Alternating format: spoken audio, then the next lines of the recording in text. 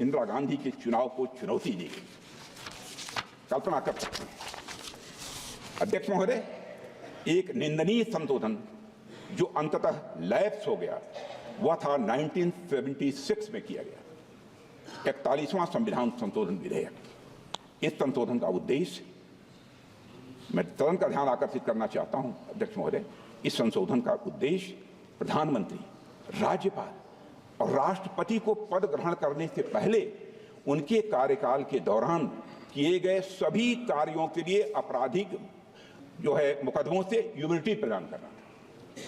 चाहे जो भी अपराध किए सब क्षम्य थे। अध्यक्ष महोदय, इसका मतलब यह था सबसे जघन्य अपराध करने वाला व्यक्ति भी अगर एक दिन के लिए भी संवैधानिक पद पर बैठ जाए तो उसके सभी अपराध माफ। कैसे देश माफ कर सकता है? अध्यक्ष महोदय, संवैधानिक शक्तियों का दुरुपयोग यही नहीं रुका। 28 अगस्त 1976 को 42वां संविधान संशोधन पेश किया गया था, जिसमें प्रोविजंस थे कि किसी भी कानून की संवैधानिकता केवल 7 न्यायाधीशों द्वारा ही तय की जा सकती है और किसी भी कानून को केवल 2/3 बहुमत से ही रद्द किया जा सकता है। अध्यक्ष महोदय, क्षमा कीजिए, क्या यह सब एक तानाशाह द्वारा अपने निजी स्वार्थ के लिए संविधान को विकृत करने का यह भरसक प्रयास नहीं था? अध्यक्ष महोदय, बेसिक स्ट्रक्चर के सिद्धांत को नकारने के लिए 42वें संविधान संशोधन के द्वारा यह प्राविधान किया गया था कि आर्टिकल 368 के तहत किया गया प्रत्येक संवैधानिक संशोधन यह वैध होगा। जैसा कि आप जानते हैं कि आर्टिकल 368 के माध्यम से संविधान में संशोधन की व्यवस्था की गई है और संविधान में लोकसभा का कार्यकाल भी बढ़ाकर 6 साल कर दिया गया। अध्यक्ष महोदय, क्या यह पूरे संविधान को एक तानाशाह के उद्देश्यों की पूर्ति का एक माध्यम मात्र बनाने का यह षड्यंत्र नहीं था? क्या यह सब जनता को फिर से प्रजा बनाने की यह साजिश नहीं थी? अध्यक्ष महोदय, आज उसी पार्टी के लोग संविधान का इस्तेमाल दुष्प्रचार के लिए कर रहे हैं। आज उसी पार्टी के लोग जात के आधार पर जनगणना कराना चाहते, कराएं, हमें कोई आपत्ति नहीं, लेकिन मैं जानना चाहता हूं कि देश की जनता की आंखों में धूल झोंक कर राजनीति नहीं की जानी चाहिए। राजनीति करनी है तो जनता की आंखों में आंख डालकर राजनीति आपको एक ब्लूप्रिंट लेकर आना चाहिए, एक मसौदा लेकर आना चाहिए, ऐसा मसौदा जिसमें कि यह पूरी तरह से स्पष्ट हो, जो जातिगत जनगणना कराएंगे किस जाति को आरक्षण का कितना प्रतिशत देंगे इसका भी खुलासा होना चाहिए। और मैं चाहूंगा कि ऐसा मसौदा तैयार होता है तो अध्यक्ष महोदय, यदि यह संसद सहमत हो, यदि आपकी अनुमति हो तो उस पर संसद में चर्चा भी हो सकती है। अध्यक्ष महोदय, देश को गर्व है कि हमारा संविधान आपातकाल और भ्रष्ट सरकारों के सामने भी मजबूती से खड़ा रहा है। अध्यक्ष महोदय, हमारे संविधान में समय के साथ कई संशोधन हुए हैं, लेकिन संविधान की मूल भावना आज भी बनी हुई है, ये हमेशा बनी रहेगी। और अध्यक्ष महोदय, कांग्रेस चाहे जितनी भी कोशिश कर ले, लेकिन हम कभी भी संविधान के मूल चरित्र को बदलने नहीं देंगे।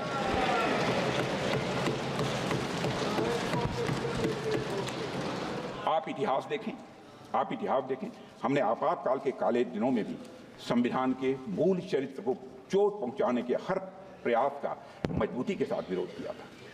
लाखों की संख्या में संविधान के सिपाहियों ने जेल की यातना झेली है।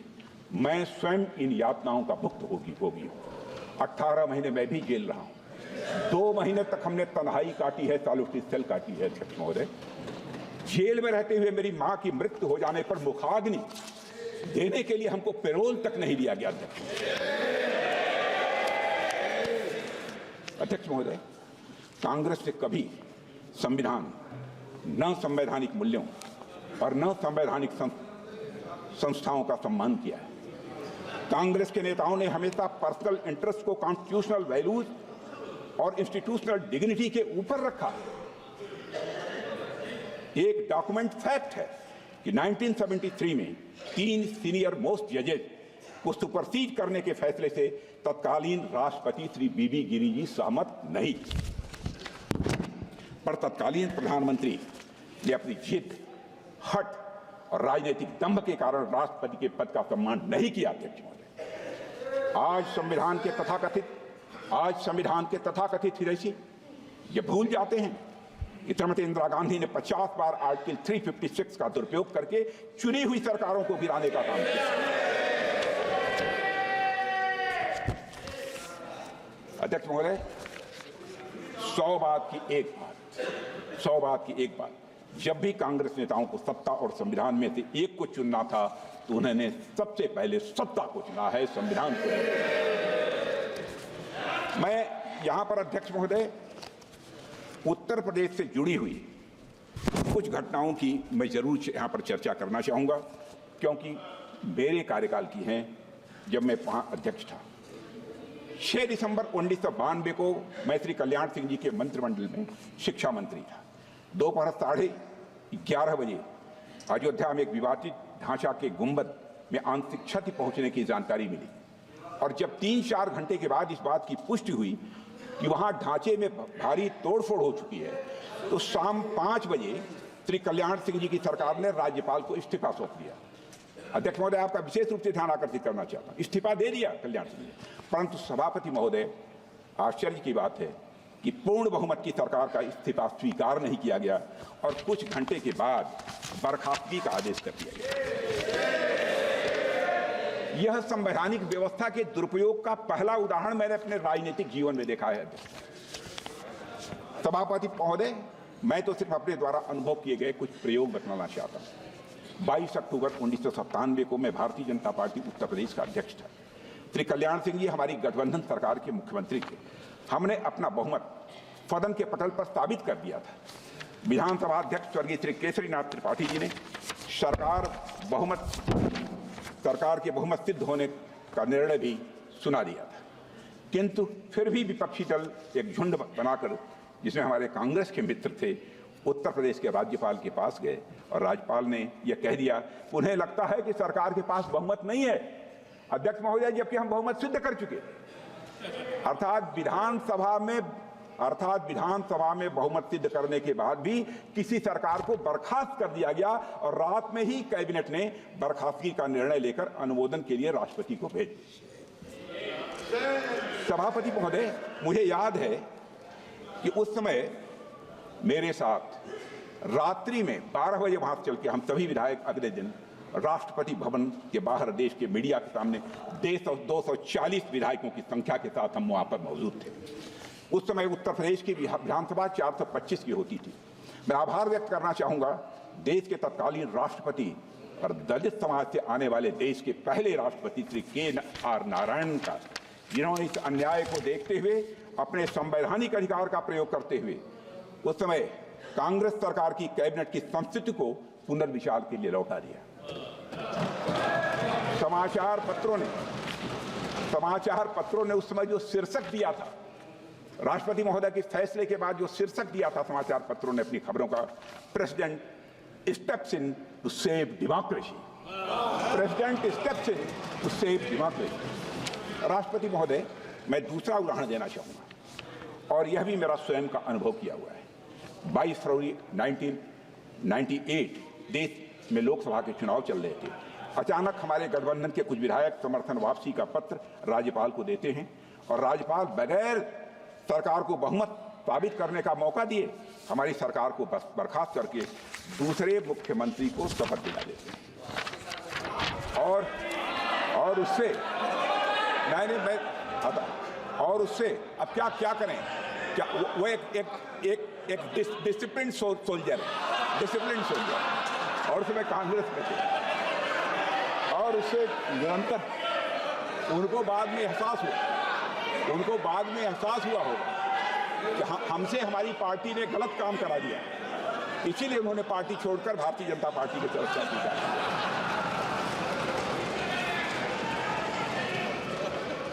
तब अध्यक्ष महोदय, और उससे तुरंत बहुमत साबित करने के लिए भी नहीं कहते। तब इलाहाबाद हाईकोर्ट ने, अध्यक्ष महोदय आपका ध्यान आकर्षित करना, तब इलाहाबाद हाईकोर्ट ने भारत के संवैधानिक इतिहास का एक अभूतपूर्व निर्णय दिया कि 24 घंटे में शक्ति परीक्षण होगा और सदन में 2 मुख्यमंत्री रहेंगे। आपने ऐसा कभी सुना नहीं होगा, और जो बहुमत पाएगा वही मुख्यमंत्री माना जाएगा। सभापति महोदय, ये दोनों घटनाएं भारत के संवैधानिक इतिहास की यात्रा में एक काला अध्याय जरूर हैं, परंतु संविधान कैसे लोकतंत्र को बचा सकता है, उस दृष्टि से ये अंधेरे में प्रकाश स्तंभ की तरह है। हम सबसे बड़े दल के रूप में उभरे। हम और जदयू चुनाव पूर्व सबसे बड़े गठबंधन थे। इसके बावजूद हमारे पास बहुमत था, परंतु हमें सरकार बनाने नहीं दी जा रही थी। जब मामला सर्वोच्च न्यायालय में गया तो पहली बार झारखंड के तत्कालीन राज्यपाल और तत्कालीन केंद्र सरकार पर तल्ख टिप्पणी करते हुए सर्वोच्च न्यायालय ने फ्रॉड ऑन कॉन्स्टिट्यूशन जैसी बात कही थी। यह झारखंड की घटना है जिसका मैं यहाँ पर उल्लेख करना चाहता हूँ। उसके विस्तार में मैं अध्यक्ष महोदय नहीं गया। अध्यक्ष महोदय, मैं भारत के संसदीय और संवैधानिक इतिहास में यदि मील के पत्थर गिनाना चाहूँ तो 1995 में जब जनेवा में, मैं प्रतिपक्ष का ध्यान विशेष रूप से अध्यक्ष महोदय आपके माध्यम से आकर्षित करना चाहता हूं। 1995 में जब जनेवा में संयुक्त राष्ट्र संघ में पाकिस्तान कश्मीर को लेकर भारत के खिलाफ प्रस्ताव ला रहा था, उस समय कांग्रेस की तत्कालीन सरकार से कश्मीर मुद्दे पर घनघोर विरोध के बावजूद तत्कालीन नेता प्रतिपक्ष हम सबके श्रद्धेय अटल बिहारी वाजपेयी, जो भारतीय प्रतिनिधिमंडल का नेतृत्व करते हुए नरसिम्हा राव सरकार का पक्ष प्रस्तुत करने के लिए जनेवा गए और विदेश की धरती पर सारा श्रेय नरसिम्हा राव जी की सरकार को दिया था, हमारे लीडर अपोजिशन श्रद्धेय अटल बिहारी वाजपेयी। और भारत की धरती पर आकर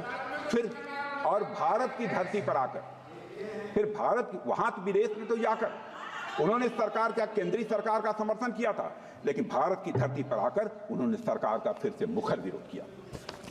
सभापति महोदय, आज जब मैं देखता हूं कि हमारे कई नेता विदेश की धरती पर जाकर भारत के बारे में न जाने क्या क्या कहते हैं,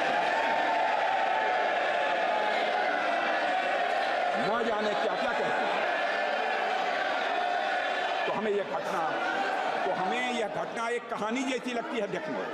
परंतु परिपक्व विपक्ष की भूमिका कैसे निभाई जा सकती है, इसे भी सभी दलों को समझना चाहिए। और मैं घटना और याद दिलाना चाहता हूं, 1996 में अटल जी की 13 दिन की सरकार थी।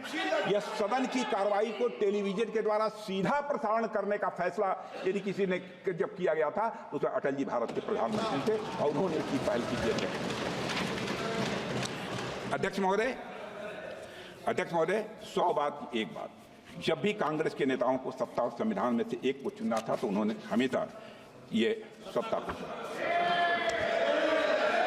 अध्यक्ष महोदय, संविधान के आर्टिकल 44 में यूनिफॉर्म सिविल कोड लागू करने की बात की गई है और सुप्रीम कोर्ट ने Sarla Mudgal versus union of India case में कहा था, Pandit Jawaharlal Nehru while defending the introduction of the Hindu Code Bill instead of a uniform civil code in the Parliament in 1954 said, I do not think that at the present moment the time is ripe in India for me to try to push it through. It appears that even 41 years thereafter, the rulers of the day are not in a mood to retrieve Article 44 from the cold storage where it was lying since 1949. The governments which have come and gone, have so far failed to make any effort towards unified personal law for all Indians. The reasons are too obvious to be stated. The utmost that has been done is to codify the Hindu law.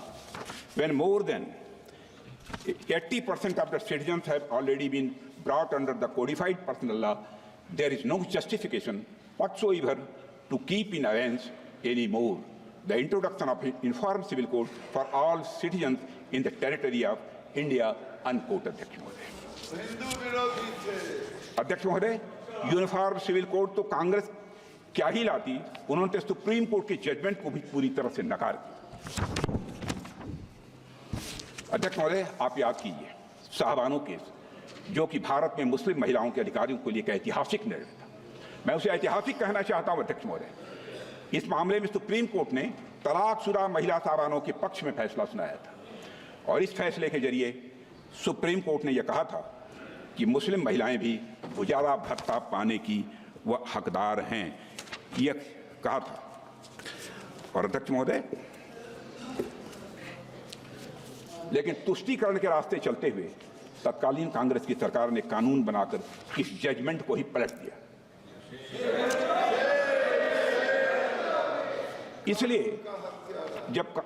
इसलिए जब कांग्रेस के लोग जो हमेशा तुष्टीकरण की राजनीति करते आए हैं, लेकिन हमारे नेता विरोधी दल जब मोहब्बत की दुकान की बात करते हैं तो हंसी आती है। अध्यक्ष महोदय, 75 वर्षों के बाद आज हमें अपने संवैधानिक कर्तव्यों के प्रति 75 वर्षों के बाद आज हमें अपने संवैधानिक कर्तव्यों के प्रति अपनी प्रतिबद्धता को एक फिर से दोहराना चाहिए। और अध्यक्ष महोदय, भारत का संविधान भारतवासियों की आकांक्षाओं की पूर्ति के लिए, उनके मौलिक अधिकारों की रक्षा के लिए एक सशक्त माध्यम साबित हुआ है। यह बात मैं दावे के साथ कहता हूं। जैसा प्रारंभ में ही मैंने कहा था अध्यक्ष महोदय, आज संसद पर हमले हुए की लगभग बरसी है, तो आज मैं अपेक्षा करता हूं कि संविधान ने जो अधिकार सर्वोच्च पदों पर बैठे हुए लोगों को दिए हैं, उसका वैसा दुरुपयोग कभी नहीं कि हमले के मास्टरमाइंड को क्षमादान प्रकरण पर 7 साल तक लंबित रहे। आज तक ऐसी कोई कल्पना नहीं की जाती। मैं समझता हूं संकल्प लेना चाहिए कि राष्ट्रीय रक्षा के मुद्दों पर संवैधानिक शक्तियों का दुरुपयोग कभी न हो, यह संसद को सुनिश्चित करना चाहिए। अध्यक्ष महोदय, आज जब हम अपने संविधान के 75 साल पूरे होने के साक्षी बने हैं, तो हमें अधिकारों से एक कदम आगे बढ़कर अध्यक्ष महोदय अपने कर्तव्यों की तरफ भी ध्यान देना चाहिए। अध्यक्ष महोदय, भारतीय संस्कृति में धर्म का एक महत्वपूर्ण स्थान है, इसको कोई नकार नहीं सकता। धर्म के अनेकों अर्थ हैं अध्यक्ष महोदय। मंदिर में जाकर पूजा करना, मस्जिद में जाकर इबादत करना, गिरजाघर में सजदा करना, यही धर्म नहीं है। धर्म के अनेकों अर्थ हैं, पर इनमें जो सबसे महत्वपूर्ण है कर्तव्य, सबसे महत्वपूर्ण है वह कर्तव्य है। हमारे धर्म ग्रंथों में धर्म का अर्थ मूलतः कर्तव्य ही है। धर्म शब्द ये ऋग्वेद में 56 बार आता है, 56 टाइम, और लगभग सभी स्थान पर इसका उपयोग कर्तव्य के अर्थ और संदर्भ में ही किया गया है अध्यक्ष महोदय। और अध्यक्ष महोदय, भारत की संस्कृति में उसके धर्म, मूल्य, इतिहास सभी में कर्तव्यों के निर्वहन की बातें की गई। अध्यक्ष महोदय, भारत एक लोकतांत्रिक देश है और किसी भी लोकतंत्र में उसका संविधान ही उसका सबसे महत्वपूर्ण दस्तावेज या यूं कहूं सैक्रेड डॉक्यूमेंट माना जाता है। यही कारण है कि सर्वोच्च पदों पर बैठे सभी व्यक्तियों को इस संविधान में मौजूद शपथ को पद ग्रहण करने से पहले दोहराना पड़ता है। मैं अपने कर्तव्यों का श्रद्धापूर्वक और शुद्ध अंतःकरण से निर्वहन करूंगा कि आपके ही समक्ष यह शपथ लेनी पड़ती है। अध्यक्ष महोदय, यह केवल कुछ शब्द नहीं है, बल्कि भारत के लोकतंत्र की अंतरात्मा है। यह एक संवैधानिक दायित्व होने के साथ साथ एक नैतिक दायित्व भी है। और यह अक्सर कहा जाता है कि भारत विविधता का देश है। भारत विभिन्न धर्मों, विश्वासों, मान्यताओं, रीति रिवाजों और परंपराओं का देश है। लेकिन इस जीवंत विविधता के बीच जो हमें एक सूत्र में बांधता है अध्यक्ष महोदय, वह है हमारा संविधान। अध्यक्ष महोदय, यहां में ग्रैनविल ऑस्टिन ने अपनी बहुचर्चित किताब the Indian constitution cornerstone of the nation में लिखा है कि हमारे संविधान निर्माताओं ने भारतीय संविधान में राष्ट्र के आदर्शों और उसे प्राप्त करने के लिए इंस्टीट्यूशन और प्रोसीजर दोनों को एक समान महत्व दिया है। जिन आदर्शों को उन्होंने सबसे अधिक महत्व दिया वे हैं राष्ट्रीय एकता, अखंडता, लोकतांत्रिक और समतामूलक समाज। अध्यक्ष महोदय, हमारे संविधान निर्माताओं ने इन्हें प्राप्त करने के लिए सामाजिक और आर्थिक परिवर्तन का रास्ता अपनाया, पर उनके जेहन में एक बात पूरी तरह से साफ थी। यह सामाजिक और आर्थिक परिवर्तन केवल संवैधानिक और लोकतांत्रिक संस्थानों का उपयोग करते हुए लोकतांत्रिक भावना के साथ लाया जाए, यह उनकी मंशा थी।